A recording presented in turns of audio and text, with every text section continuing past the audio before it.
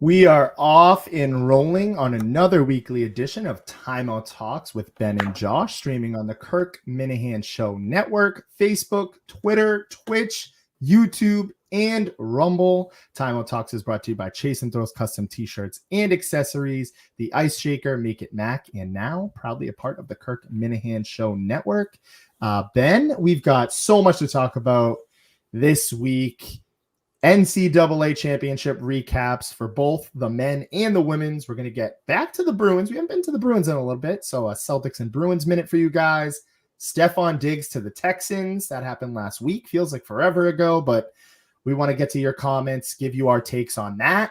And our main event of the night, no pun intended, UFC 300 preview. Me and Ben will give you guys our predictions, picks, upsets, however you want to look at it, for the upcoming card this weekend. But without further ado, welcome in Jackson from Australia. Welcome in Jeff Warren, and welcome in my favorite guy, Denny Boy. What's up, Josh? Josh, it's always great to be on there now, hanging out. Well, little basic for both championships. I know you previewed, we got a lot to get to, but we'll get to those championships first.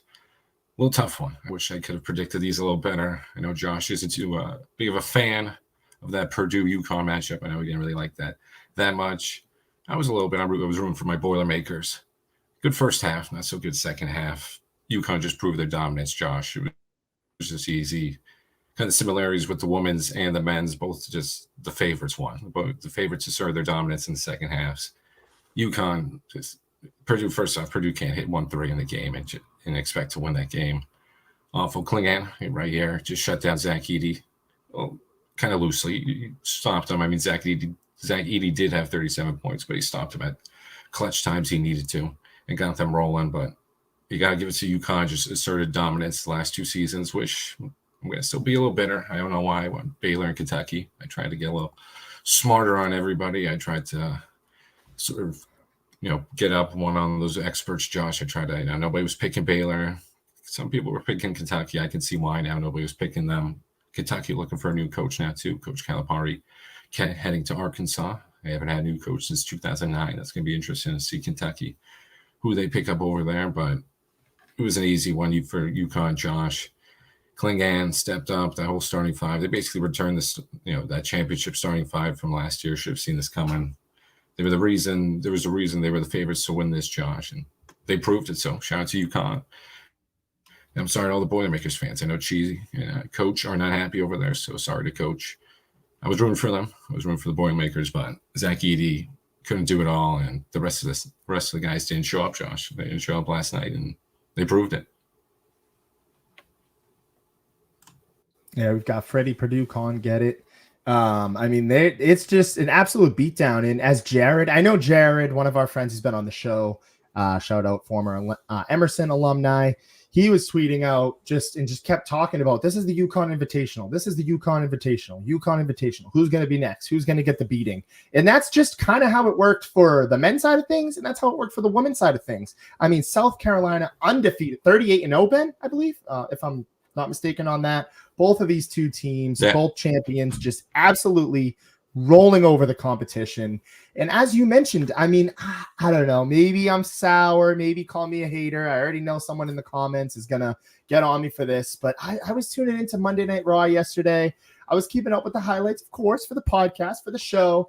I know Eid Lee is, some people thinking maybe he lands to the Celtics. We'll talk about that a little bit later. And we also have a Celtics moment we'll get to. But aside from that, I mean, these were just beatdowns. I mean, I think it was Bleacher Report was tweeting out 6-point game between Purdue and UConn. Is UConn going to be able to close this one out?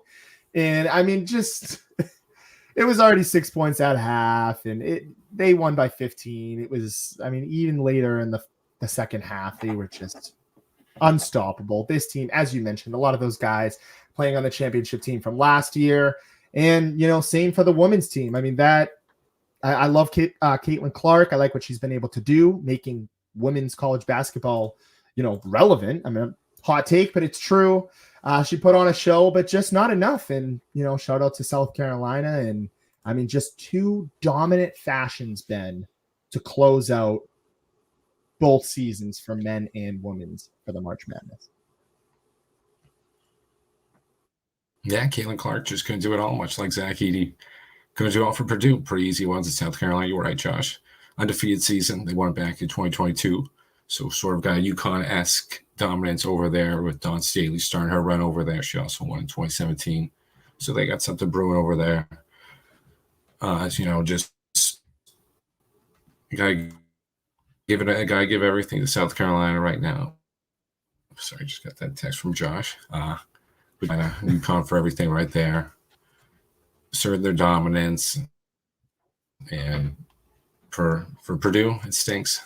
That's pretty much it for them. Zach Edey, like Josh said, probably a Celtics candidate right now, Celtics target, but you gotta just give it to them. You gotta give it to UConn. You gotta give it to Dawn Staley in South Carolina. Caitlin Clark, listen, that team wasn't, besides Caitlin Clark, wasn't too good. Much like Purdue, without Zach Edey, wasn't too good. So, wish I saw this coming. It was a little easier prediction that I made it. I wanted to see Purdue because they would always lose, and Purdue was always.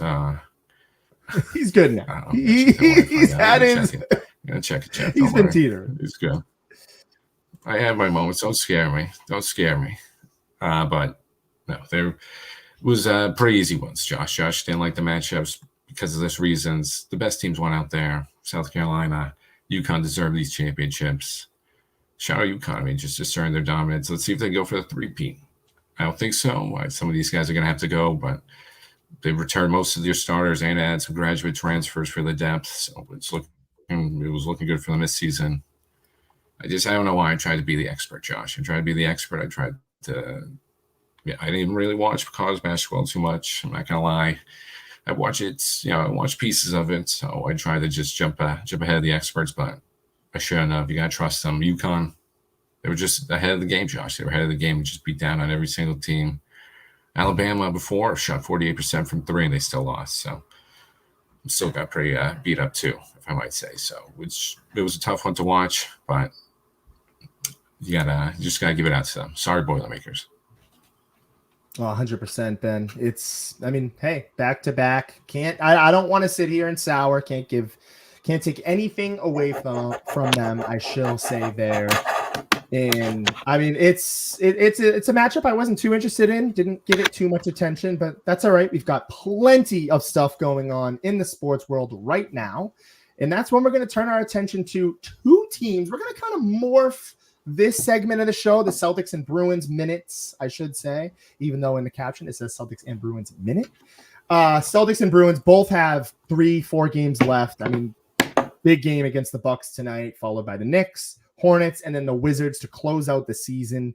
Right now, Ben, we're looking at the first seed. That's locked in. We've locked it down, 15 games ahead of the Milwaukee Bucks.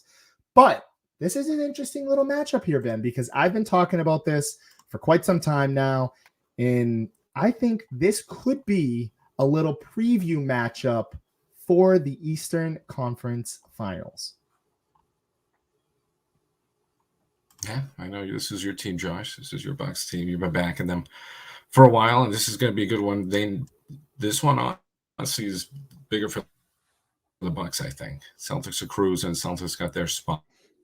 Got to make a statement. They've been losing a lot of late, and they need this one more than us right now. So this could be a little preview. I'm still a little scared of the 76ers. I know everyone's going to laugh at that one and make fun of it, Josh, but I'm still scared. The 76ers getting a beat back. They've looked good. But this one for the Bucks, this is a little bigger for them right now. I know you're looking for this Eastern Conference preview. I don't even think the Bucks should be looking at that. I think we're hanging out. We've got our spot. The Bucks just need to get back on track. They get out of these first couple rounds, I think. So I'm not even thinking about this Eastern Conference preview, Josh. I'm not even thinking about that. I'm more scared of these other teams. I think the Celtics are ahead of these guys, so I'm not even thinking that far. We've got Dylan here. Celtics worrying him. Ben coming in a little staticky there, so we'll get him back in a second. There he is. But yeah, I mean, I think that's fair. I think if you're a Milwaukee Bucks fan or you're just looking at the NBA standings right now, it is. I know I always talk about the rat race, the gauntlet in the Western Conference. Right now, it is just an absolute gauntlet for that number 2 all the way down to the 5th seed. I mean, the Cavaliers are a game and a half out of the Bucks. And then you've got the Magic and Knicks both tied pretty much. I think the Magic have the tiebreaker on the Knicks right now. But Celtics still play the Knicks to close out the season. They're playing the Bucks tonight. So we could be seeing some shuffling in the seedings here, Ben, which could be huge, pivotal.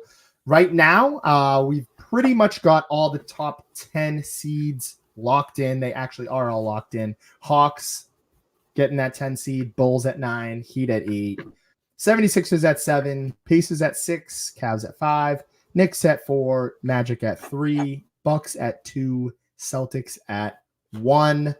I do think that this is a little bit of a preview here. I'm still going to stick to it. I'm still going to stick to 2 of my takes here. I'm going to stick to the fact that I do believe that the Boston Celtics will not see a game 7 until the NBA Finals 1. And I'm going to stick to my second take here. I'll stick to my guns. I do think that it will be the Milwaukee Bucks and the Boston Celtics in the Eastern Conference Finals. And that's why I'm kind of previewing this matchup.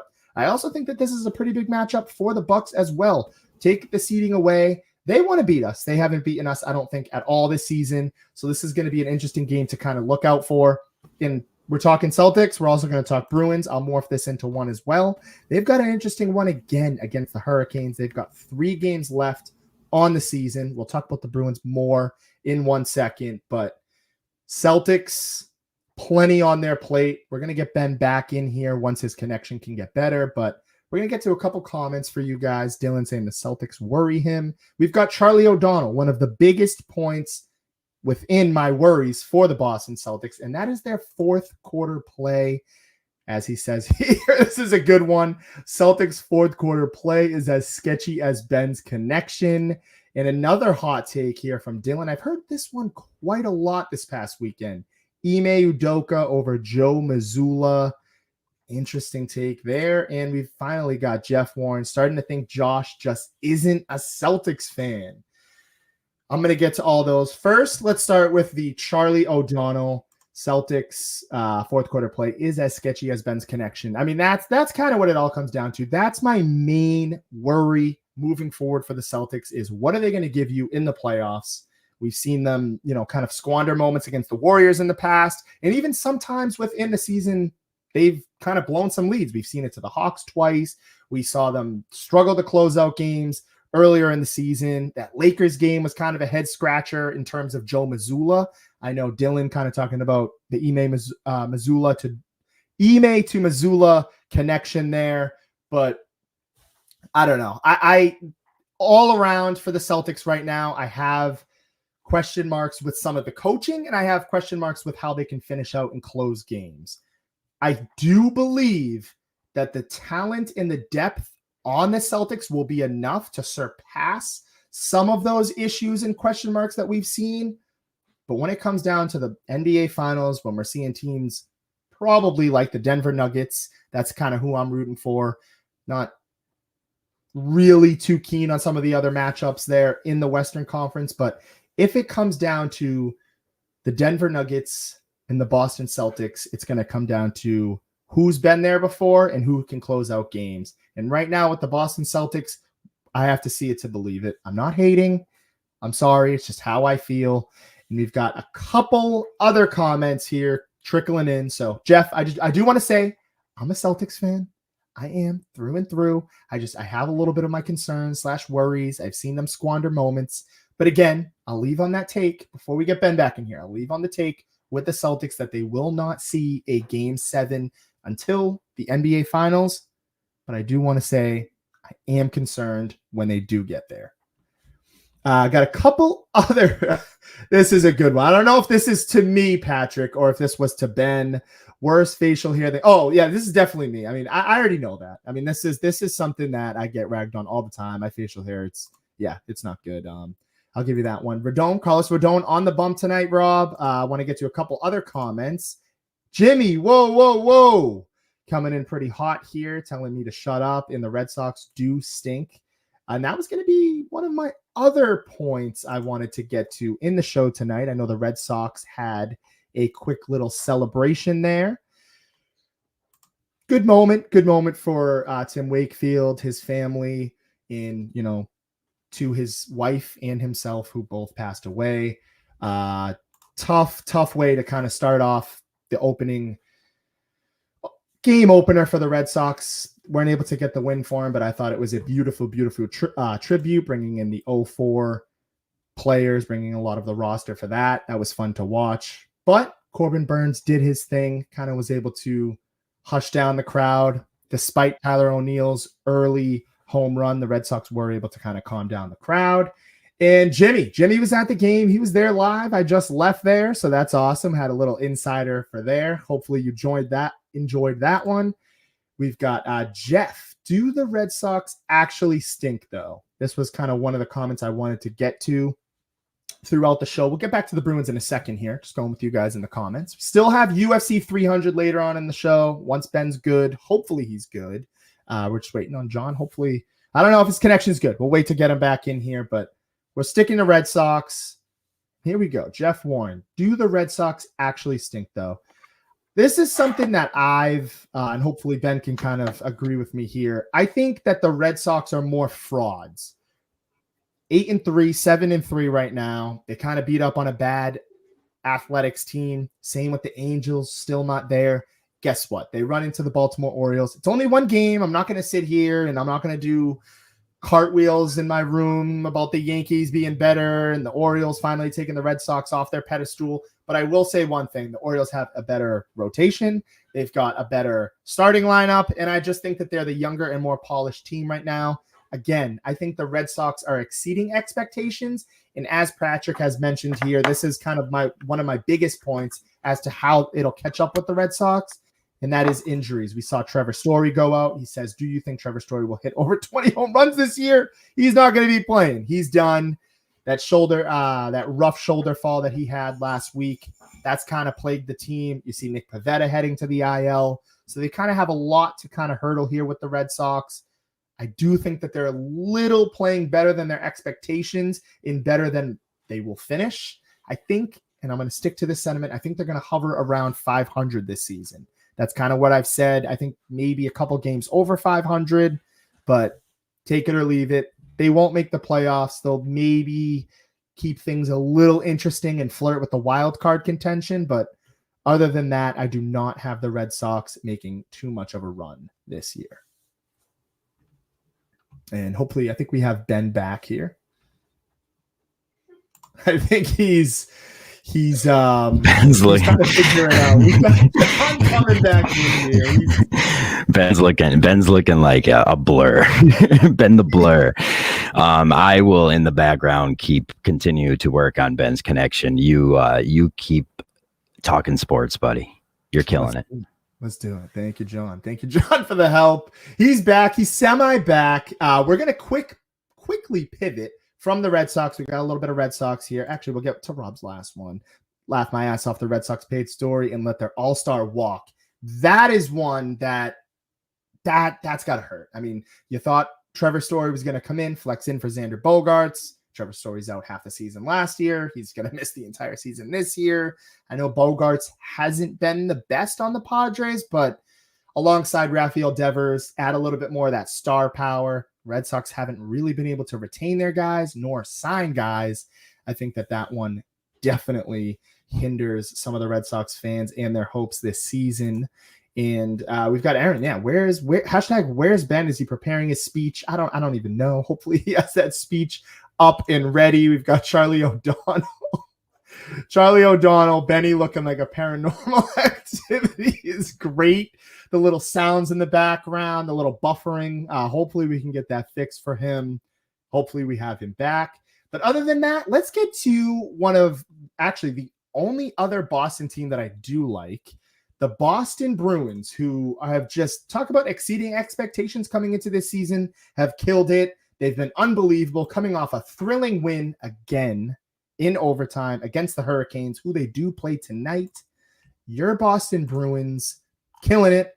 The standings, they're hovering around that first, right around there with the Rangers, 3 points behind them. So big pivotal matchup against the Hurricanes tonight. Then they follow off their season next Monday against the Capitals, and then they close out their season against the Senators. 2 winnable games. Oh, oops, forgot the Penguins there. Saturday. Good Saturday slate there for the Bruins. But again, I like what I'm seeing out of the Bruins. The dual goaltending has been their thing. I know I've kind of went back and forth. I know a lot of people thinking they were going to trade Ullmark. That doesn't happen. They keep him paired up with Jeremy Swayman. Kind of been a battle of who's going to take that next step, But right now, we're just waiting for Patrick Maroon to get on the ice. We're finally at full strength. And I think similar to the Celtics, I think the Celtics have higher expectations than the Bruins. But similar to the Celtics, it's all about what we're going to see in the playoffs. Can the Bruins manage to make this happen? I personally said I'm going to stick to my sentiment as well. It's been an episode of sticking to regiments and sentiments. I personally do think that the Bruins can make a little bit of noise. I think they can get out of that first round. I know James kind of talked about this weekend. If they do somehow see the Tampa Bay Lightning, that's going to be a trouble. That's going to be a question mark. But I think we can beat the Lightning. I think we can compete against teams like the Islanders, the Penguins. We've dominated the Panthers this season. Although most of the games have come from 1 goal, we're still undefeated against the Panthers this season, which is pretty nice, especially because they're the team always waving us goodbye in the playoffs. But again, it all comes down to the playoffs for the Bruins. It's put up or shut up. Coming off that Bergeron-esque team, they've exceeded their expectations. But again, let's see what they can do in the playoffs. Let's finish this season strong. And right now, I mean, you're looking at not the President's Trophy because it looks like the Rangers might be having that one, but we're teetering around there. And hey, I know a lot of people in Boston don't want the President's Trophy. We don't want to win that. Brings a lot of bad luck there. Most teams that do win that end up bowing out. However, Bruins, good seeding. Hopefully, let's get home field advantage, home ice advantage, I should say, leading it deep into the playoffs. I'll still stick to my take. Bruins go to the second round and forward. That's kind of where I see them. I think next year will be more of a push for the Bruins in the playoffs and to kind of have a little bit of a further run. Here we go. Freddie saying, didn't they just beat Florida, not Carolina? I could be 1,000,000% wrong. He actually might be right on that. I might have been. No, so they beat the Hurricanes and Florida last week. Since we had the show, they beat the Hurricanes and then they beat the Panthers in overtime. That's who it was. We've beaten the Panthers every single time this season by 1 point. And I believe that this is the second time we went to overtime against them. So I got a little confused there. But in the last 3 games, we've beaten the Hurricanes once, hopefully twice after tonight. That game is underway right now. And we've got Rob coming in with another comment here. Well, the Bruins don't have to wait for 37 to come back into the lineup when we don't need him on his goodbye tour and mess up the line chemistry.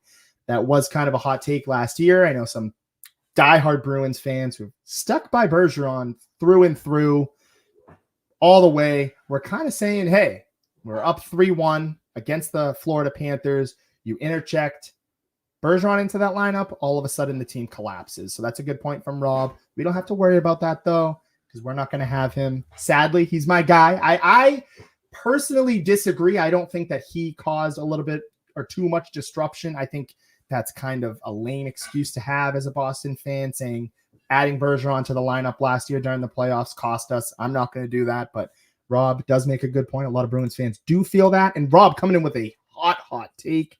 Bruins will win the cup this year. I don't personally think so.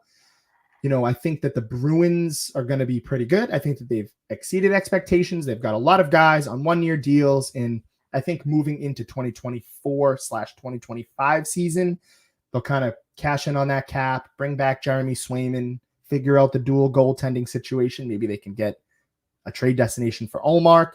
But aside from that, I like the Bruins. I like what they're doing. They're contending. That's kind of all we want as Boston fans, for them to just be in the mix. I think that they've done a great job doing that. And again, I think first, don't lose in the first round. If you lose in the first round, you're going to get a little bit of heat overall. But aside from that, I like them going to the second round, maybe even pushing an Eastern Conference appearance similar to the Celtics. We have Ben back here. And yes, Charlie, let's go. We got Ben back. John's fired up. I'm fired up. Aren't playoffs happening soon for the Bruins? Yes. For both the Bruins and Celtics, both have less than 5 games remaining. Celtics have 4, and the Bruins have 4 also, including tonight. So both kind of on par. Yeah, Josh. But yeah, Ben. So let's keep it going. We got Ben back. We'll catch you up to speed. We're talking Might Bruins. Might as well update me on this. We're talking Bruins. We're talking Celtics. We got him back. I was just saying, I still sticking to my regimen here. I think that the Boston Bruins can win a playoff series. I'm not expecting them to go all the way to the championship and win, Ben. I expect them to win one series, make things a little competitive, maybe make an Eastern Conference appearance. But other than that, we'll see what happens in the playoffs. Similar to the Celtics, things kind of tend to shrink in Boston. The moments get a little too bright, and we'll see, though. I don't want to be too damper. I think the Celtics' expectations are championship or bust. I'm going to stick to that. This is our year. # Cowboys fans. And then for the Bruins, just make some noise in the playoffs, make things interesting, and then roll over some of that success into the free agency when we'll have a lot of cap space next year.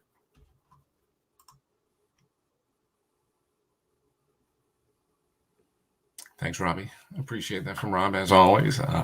Love that. Welcome to my own show. Appreciate it. But no, Bruins, as long as they win the series. Give me one series win, Josh, after that sort of collapse last year. Go back to the Bruins, too. The Red Sox. Listen, I know Josh is all high and mighty on the Yankees right now. He should be. Yankees rolling. This is good enough for the Red Sox. This is decent. Listen, Trevor Story out for the year. That just pretty much sums it up for everything. We just went all in on Trevor Story.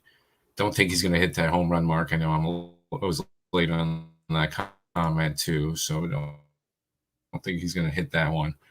I think that was out. That was my last comment before I went out. But for the Red Sox, they're doing all right now. It was nice to see them beating the Orioles a little earlier today. They had a nice little lead early on in the game, obviously.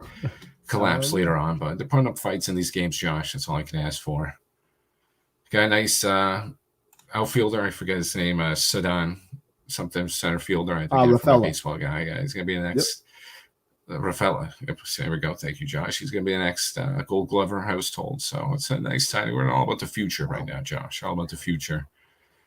We'll put up a fight. We'll put up a couple fights there, here and there this season. But ultimately, I'm just going to look for those future signings. Let's get it going on there. But we'll go from there. We'll go from there. And for the Red Sox, I like that. Said, at least we have a nice ballpark.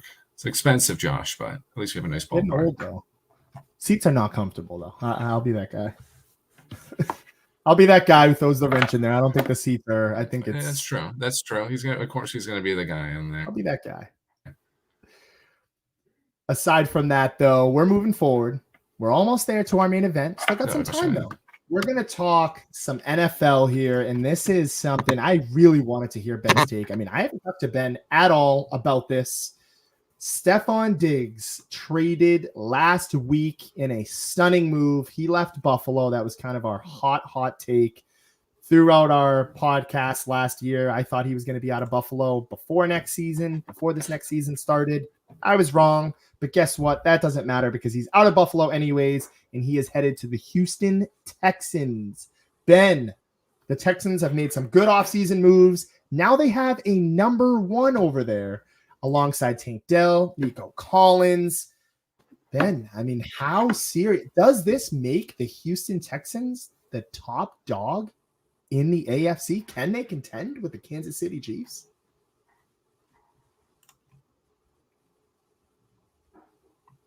I think they can contend, Josh, obviously, in that one, too. We don't have to throw it obviously in there, but, for an easy one, they're obviously right in there. Easily. Nico Collins, Tank Dell, Dalton Schultz. That's Josh's safety blanket. Josh knows all about Dalton Schultz. They already had a squad there. Dameon Pierce. I know I kind of yell at him sometimes, but Dameon Pierce was a solid back in the NFL. And now with the additions of Joe Mixon and, as we mentioned, Stefon Diggs, this team is definitely a contender. I'm not going to say they're the top dogs. I know people are already crowning them the top dogs. It's the Chiefs. You got to beat the Chiefs Josh, in order to get that crown, they've been doing it for so many years now. Already established themselves. Patrick Mahomes already established himself as one of the best. So you got to go beat them first, Josh. So you got to start off from there. But I think they're definitely contenders now. Yeah, top 2 receiving room. I agree with that with Chi. It's a scary one.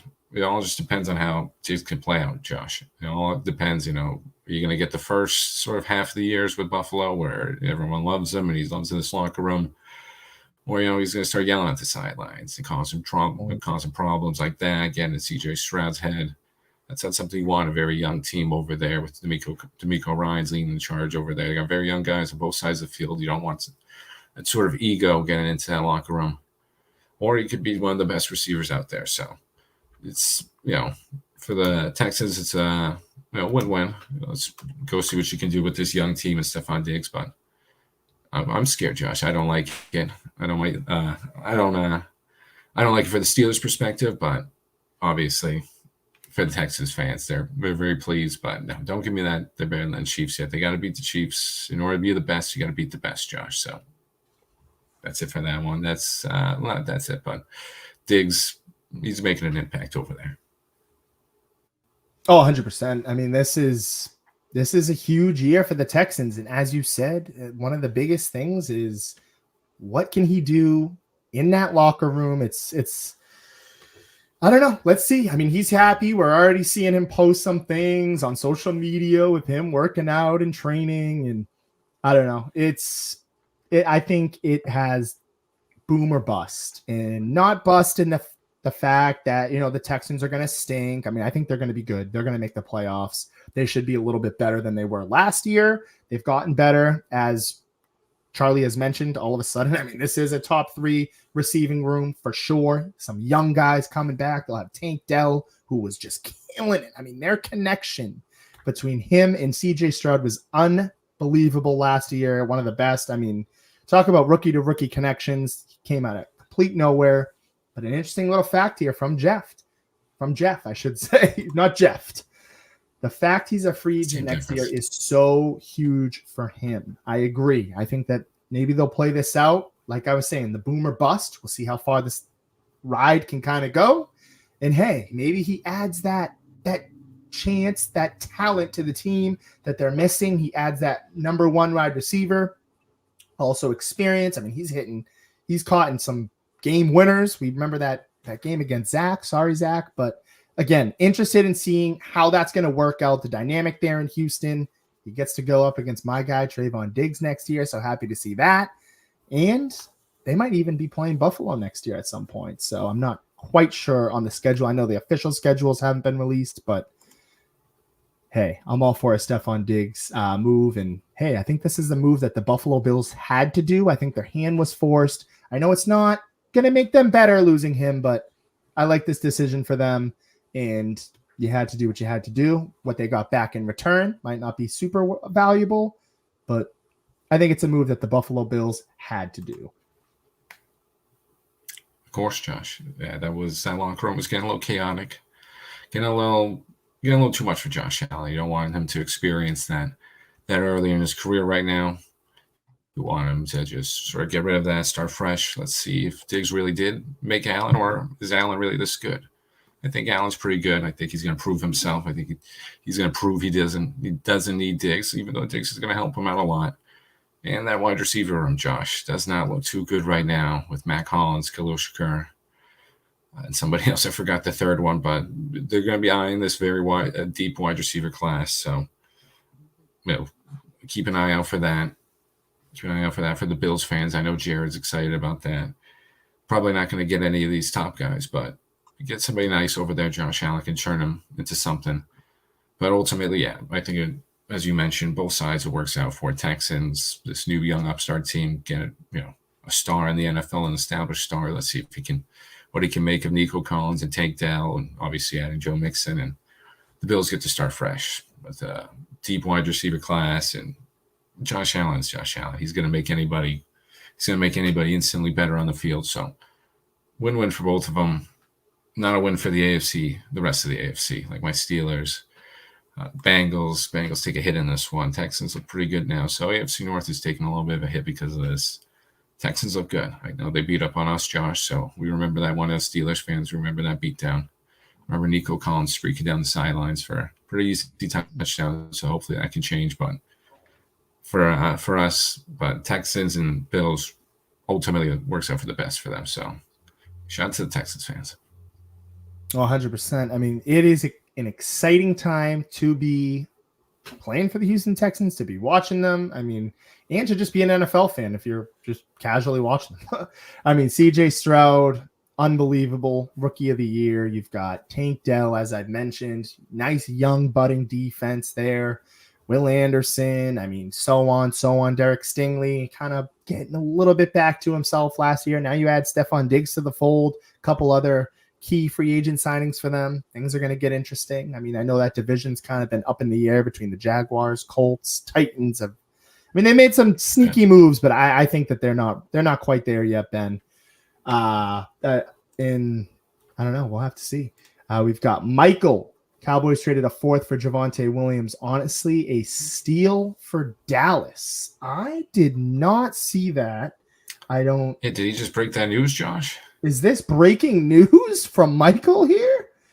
I think that this has got to be fake. I gotta thank God I would see no delay right here, so I'm gonna capitalize on it now, Josh. Thank God you had that same reaction because I did not hear that. I'm still trying to look here. I'm like the biggest Cowboys fan there is, and I think that is false news. I think we just got. Yeah, I mean, I don't know if we got punked right there, Josh, but ultimately, hey, that'd be great for Michael Montani. Yeah. Yeah, I mean that's a great call. That'd be a great call. That would solve a lot of problems for the Cowboys, and honestly, that's a really good trade option for me. You might have to make that a third rounder, Josh. Yeah, we just got played cheaper on that. And we got played on there. I like that. I like it. Michael's a good GM. That's you. He's a good GM, Josh. He should be. You guys should be going to do that. Third rounder for Javonte. I don't know why the Broncos would do that, but that would be pretty. That'd be a pretty good move for the Cowboys. Have a lot of issues at that running back. But yeah, shout out to Michael for getting us on that one. I like that. Josh. Fake news. See this one. This isn't that's a hot take there. I know Ben is not going to agree with this. He has been all over the Washington Commanders and some of their moves. Billy H, what's true is that Washington is still a dumpster fire. I mean, some people think that they might even be better than the Cowboys this year. I'm not going to go that far. But I mean, yeah, Ben thinks that he's that guy. And Ben, I mean, what do you think about this? Yeah, I don't know what Billy's doing. Billy's wrong on this one. I don't know. He's a dumpster. They're usually for the past few years, Billy's been right on this one. It has been a dumpster fire, but I think these additions of Eckler, just a new coach and Dan Quinn, just getting all this new environments, changing up everything over there, bringing some of those Cowboys. I know Josh is going to like that on the defensive side. Dante Fowler is a nice addition as well. That team is shaping up pretty good over there. With a very high draft pick, you take your pick of May or Daniels. Obviously, if you think Caleb Williams is going to the Bears, that's pretty much guaranteed. I don't know, unless the Bears pull up a Bears move, which you could see, but no, it's pretty much a layup. Caleb Williams going number one, so Commanders have you take your pick of May or Daniels. So, yeah, I agree with you on that one. I'd rather be Washington than the Giants. I think the Giants, Billy, should be the dumpster fire in that one, in that division. I really like the Eckler move. Already had good wide receivers out there with Terry, De'Ami Brown, Dotson. I mean, if Logan Thomas could ever stay healthy over there, he's a solid tight end for them. So, I mean, they got the pieces over there. As I mentioned, Dan Quinn bringing some of over his guys, who are already solid defensive team, especially on the D-line, those Alabama boys. But, yeah, dumpster fire, I'm not too sure, Billy. Billy, I probably agree with a lot more of what you say, but on that one, I can't. I'm back in the Commanders, and as Josh alluded to, I think they're going to be better than the Cowboys, so I'm going to die on that one. He's not like happy with Billy. that. Let's go, Billy. Come on. I know. I lived in the area for a while. I talked to some of those locals about the pain they're suffering. I do hope I'm right in that one because they got a good fan base over there. They got fans that show out, but yeah, unfortunately, Billy has been right. It's been a dumpster fire, but I think they turned it around with these free agent signings. They never bought, they never really been some of the biggest spenders out there, Josh. And they did. They spent at every position, filled a bunch of holes, got their offensive lineman. I think it was the Cowboys guy. Tyler Biadasz, I believe. Yep, Biadasz. Yep. Yeah. So, I mean, they've addressed every single need they needed. And they still got that high draft pick, Josh, and multiple draft picks in the later rounds, too. So I think dumpster fire. Maybe it's just a dumpster. Maybe it's just a dumpster right now, and definitely don't agree with that from Chi. She's just upset about the Boilermakers, as am I. I'm still a little upset about the Boilermakers, but no. Pittsburgh's on top now, Josh. Shout out, Rob. Let's go. Got him in fantasy, so I'm happy for that. And also, let's go Verdugo. Let's go Yankees. It's an interesting one. Playing the Marlins right now. But yeah, moving forward here, I think let's see what Washington can do. Let's see what Dan Quinn can do as a head coach again. We know his regiment. We know his regime is the word I was looking for with the Atlanta Falcons. We know what he was able to do. I know they lost 28-3 in that whole collapse, but he was a part of it. He was a part of bringing them there. He had success with Matt Ryan and some of those days. So we'll see what he can bring to this Washington Commanders team, this young team, this fun team, as a lot of people like Ben are saying. Now it's just kind of putting that money where the mouth is, literally. I mean, they spent the money. Now let's see what they can do. Moving forward, UFC 300, what I believed to be the B tier compared to 299, but it's 300. I'm fired up. Any UFC event now, I'm all in. I'm throwing all the chips in, and I'm fired up. I'm so fired up for this, and just in general for the UFC, that I even added a couple of the prelim fights for us to preview. So without further ado, let's get to the first one here. Calvin Kattar going up against Aljamain Sterling in a featherweight bout. The number 8 ranked fighter in the division going up against the number 2 ranked fighter. I'm going to keep it short and sweet here, Ben. I think that this is going to be a great fight. I know James has talked about how much he loves this fight. I think it's an interesting one on the prelims. I like this one a little bit better than the Yuri fight. That'll be a great one as well. But I'm going to keep it short and sweet. I like Aljamain Sterling. I like his background a little bit more. I know he's coming off that Sean O'Malley loss, and I know James and a lot of other people saying, once you get knocked out, it's kind of hard to get back on your feet again. I still think he's going to get the job done, and I'm going to say he gets the job done by decision, goes the 3 rounds. It'll be a great fight, but I'm going to take Sterling, the more who I think is the more talented fighter, and Charlie O'Donnell. Yeah, shout out to Charlie. 300 is a deep card, but they needed John Jones or McGregor to headline. I agree. I think that's fair. Yeah, I mean, hey, Pereira and Hill is a very good main event one over there. I think that would suffice enough. This card's deep. As Josh said, I thought 299 was a little better too, but I mean, looking at this card a little closer, from the early prelim to the main event is a stat card. The first fight is Davison Ferrero versus Cody Garbrandt. Cody Garbrandt, I love watching Cody Garbrandt over there. Yeah, I mean, Cody Garbrandt always puts on an entertaining fight. Figueroa been in multiple title fights of late, kind of on the downhill right now, as Josh was mentioning with Aljamain Sterling, both of them on similar career paths right now. Figueroa losing the trilogy against Moreno, so much like Sterling, it's like, where do you go from here? You're not going to get thrown right in the contender discussion, but you got to claw your way back in somehow, find some of these top prospects. And Cody Garbrandt has made a nice move to that division, so it's a great setup fight right here. But I digress. See, Josh, it's that deep of a card. I can just keep going on about any of these fights, but I think I'm going to side with you on this one. Aljamain is going to get back in the win column in this one. Calvin Kattar's a tough one, as you point out, to Jimmy's point, I should say. Once you get knocked out, it's pretty hard to avoid that. And Kattar's a guy who's going to deliver that knockout power, but I think Sterling's going to be able to get him on the ground, out-wrestle him. He's a much better wrestler. I think he's going to showcase that through these ones. He's going to get back in the win column. This one's interesting. This one's very interesting. I like to see what's going to go on over here, but just watch out for that knockout power, Josh. Calvin Kattar put on a show against Josh Emmett, so Kattar has that ability. Sterling's got to be aware of it. So just be on the lookout for that one, but I'm still going Sterling. I'm not going to bet against my guy. I liked him against O'Malley. obviously we saw how that panned out, but I'm going to stick with him in this one. I think it's a nice bounce back one, Josh. 100%. I think that's fair enough to say, or shall I say 1,000%. 1,000% there. All right, we're going to move on to the next one. What I think is one of the other great prelim matchups: Yuri Prochazka, can't pronounce that name, hopefully I did, versus Alexander Rakic. Both of these guys, Ben, oddly enough, coming off of a loss. We've got Alexander, kind of, a lot of people feeling is the favored fighter in this one. Ben, thoughts? This one's going to be another bounce back one, Josh. A bounce back one for Yuri. A tough loss against Alex Pereira in that championship fight a couple of main cards ago, a couple of nice ones ago. It's a great card over there. But Alex Pereira proved to be one of the most versatile UFC guys. And I see Josh pointing over there. Let's go. We already know where we're going with this one. Yeah, I think this one's going to be pretty good. I'm surprised.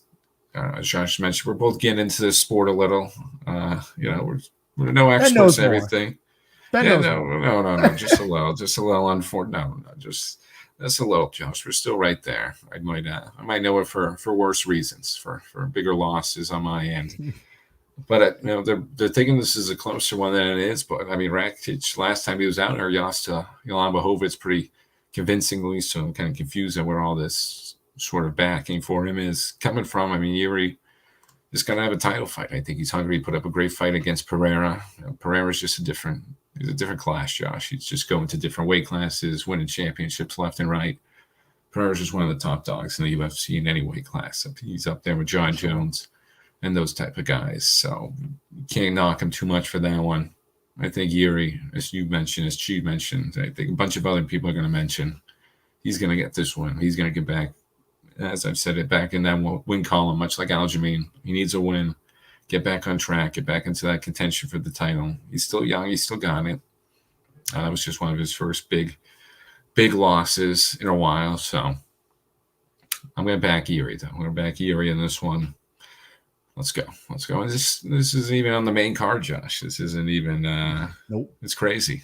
It's just crazy this time. So I gotta take some of the comments back. 300 is a little better than I thought. I was kind of crapping on it before, but I take those ones back. Let me just say this too for Yuri. Excuse me, before we move on to the next one. 33 fights, 23 of his 29 victories have been first round finishes, 25 knockouts. So talk about extreme knockout power there for Yuri. But we're going to move forward. We're going to move on to the main card here. Middleweight belt, Bo Nickel, who a lot of people like him. A lot of people like him in this fight, going up against Cody Brundage. I'm going to keep it short and sweet before I turn things over to Ben. I like Bo Nickel in this one. I don't know much about Brundage at all. Again, newer UFC guy. I think Bo Nickel with a finish, and I'm going to say in the second round. Yeah, I've been seeing some experts pick against Bo Nickel, Josh. That's another nice little trade. I know I've been seeing it kind of strange, but some of these undefeated guys do have to get their loss eventually. And Bo Nickel, collegiate wrestler, one of the best ever to do it at Penn State, championship pedigree over there. Sometimes, you got to get a few losses under your belt, too, to fully get into the UFC. But I'm not taking it here. No, this isn't it. You got to back Bo Nickel on this one. Cody Brundage, no offense to him. As we always say, these guys can beat us up, Josh, easily. Oh, for sure. Do whatever they want to us, but Cody Brundage stinks. I've watched him before. What has he done? He hasn't done anything, Josh. He hasn't done anything. It's another setup fight. We're getting these setup fights in for him. Bo Nickel last time he fought a guy who does landscaping on the side. So we're setting him up. Big shout out Val Woodburn. Val put up a nice fight, but that was funny. I didn't watch many. It was funny. I did like that one. I was hoping a little more positivity from Josh in those WrestleMania picks. I was hoping Josh hit a little more of those picks. Clearly not. I didn't really watch too much of the WrestleMania, so I can't give my full take on that. I know Josh is fully dived into that. Yep, and I was going to say, I know the story. Well, I was going to say, I don't know if the story has ended yet. That's what I was going to say, Josh, but clearly it has. Story's finished. Or I guess my rest continues is his new thing. This is his new thing. Okay. Slogan. But yeah, he won. Okay. I like that. See, we're updating everybody on that one, but I'm still confused on what the story is, Josh. But the story for this one, don't take Brunage. Don't take Brunage. He's not it. He's not going to do it. Bo Nickel is still, just light years ahead of him in the wrestling game. I think he's going to try and knock him out too, like against Val. He's going to try to showcase some of that knockout power. And this is now. I'm back in Bo Nickel. Watch out for that loss. So as I said, it's coming pretty soon. I think once he starts finding some of these real opponents, Josh, some of these tougher guys, I think that loss is going to come sooner or later. But as of right now, I'm back in Bo Nickel. For sure. Here we go. Lightweight bout. This is an interesting one. You've got Arman Tasarukian going up against Charles. I hopefully I got that. Going up against the number 1 ranked fighter. I mean, you talk about just absolute elite, Charles Oliveira. I mean, this is my guy. How can I, like I said, just getting into the sport. I don't care if he's the underdog in this fight. I'm taking him. Underdog at heart. I'm taking Oliveira. I saw what he had to do against my guy, Dustin. I saw what he's done against guys like Gaethje. I saw what he's done to many UFC fighters. Just talk about dual fighter, can wrestle, can grapple, can strike. I'm taking Charles Oliveira. I think he's going to do it by decision, though. From what I've heard and from what I've seen, I think Arman is, I almost called him Alexander. I think Arman is a pretty talented fighter as well. Can grapple pretty decent and has a good ground game. But again, I like Charles Oliveira. I'm not going to bet against him there. So let's go. Or pick against him, I should say. And yeah, sorry, Mel. We did talk Bruins, but hey, that's all right. Come join us for a minute. Let's go Bruins. Yeah. I mean, I didn't really talk Bruins, Josh. I'll just throw it in real quick right here. Bruins, big games up ahead. Huge win against the Panthers. What an OT win that was. But now big games up ahead. Try to secure some of that top seed. Let's get some of these healthy guys back. Love seeing Maroon back. Reeves back. Let's get healthier and get ready for a playoff push. And as I said, I think the connection was kind of out there, Josh. Just give me one playoff series win. Give me one playoff series win, but let's win these games down the stretch. Bolster, I should say, that lead for the division and the conference. But I digress. Getting back to this one, Arman, one of the top fighters in that lightweight division, Josh. He's one of these top young fighters, and he's getting his chance. This is his big test. See if he's ready for the big time title shot. And he's ready to beat one of the best, champions we've ever seen in UFC history in that division, Charles Oliveira. So this is his huge test. I know you're taking Oliveira. This is where we split ways. We finally split ways. I know everyone. Everyone, I know everyone's so disappointed. Everyone, Josh is disappointed. All the viewers like when we agree every time, but no, I'm switching. I'm taking Arman. I'm taking the younger guy. Oliveira's got the wrestling on everyone, Josh. He's got the wrestling. And toughness too. He just says he's been doing this so long, fighting the best of the best for such a long time, and beating the best of the best for a while. But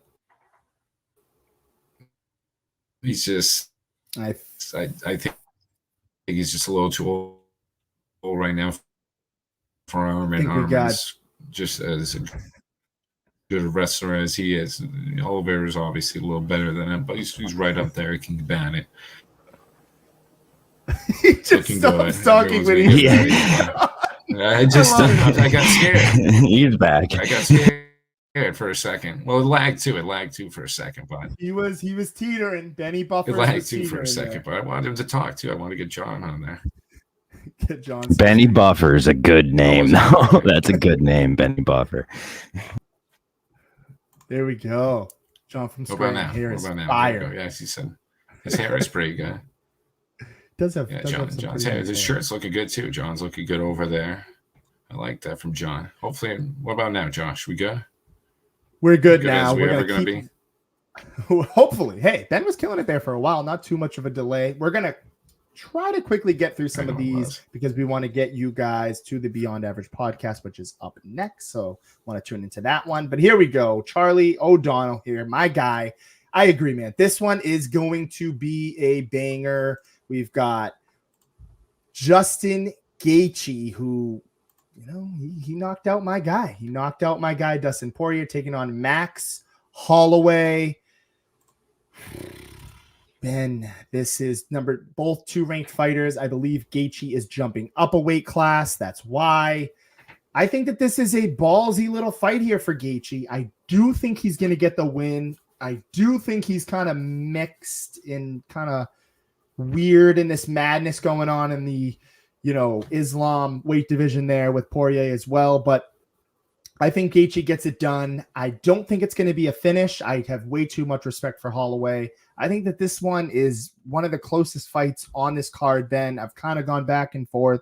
I could even change my stance leading up to the fight on the night. But hey, not for Timeout Talks. I'll say I got Justin Gaethje, close match. Fight.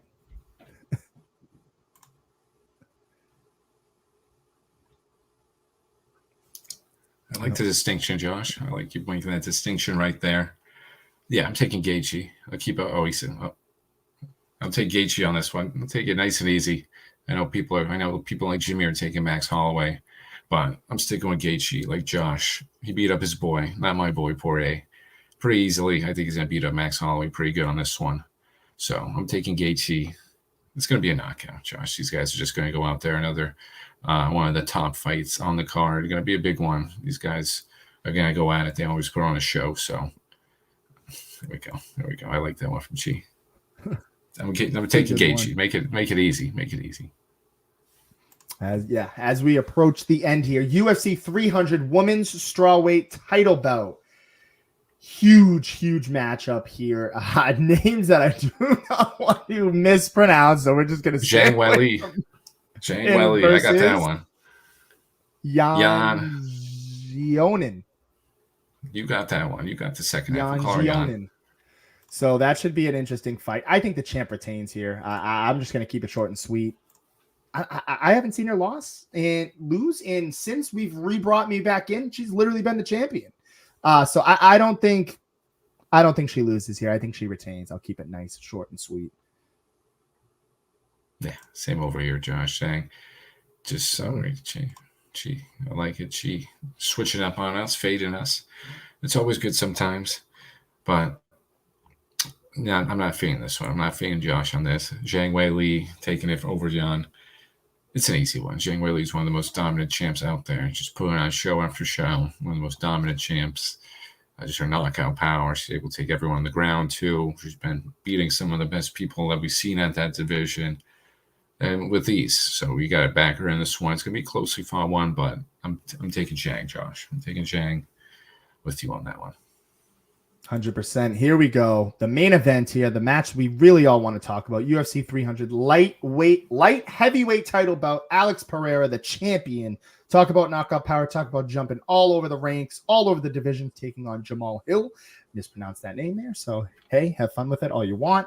The number 1 ranked guy. I think that this title fight could have used a bigger name. I agree with some of our comments there, but hey, I'll keep it short and sweet.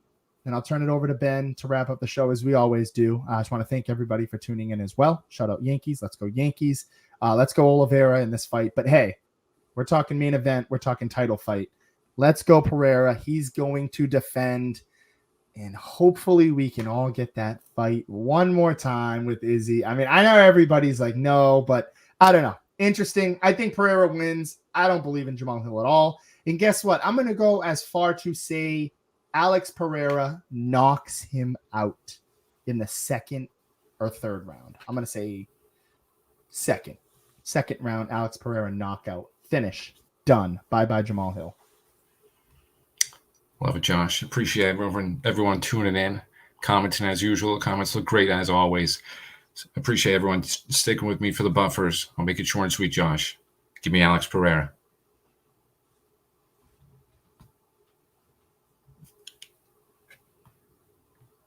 I missed it.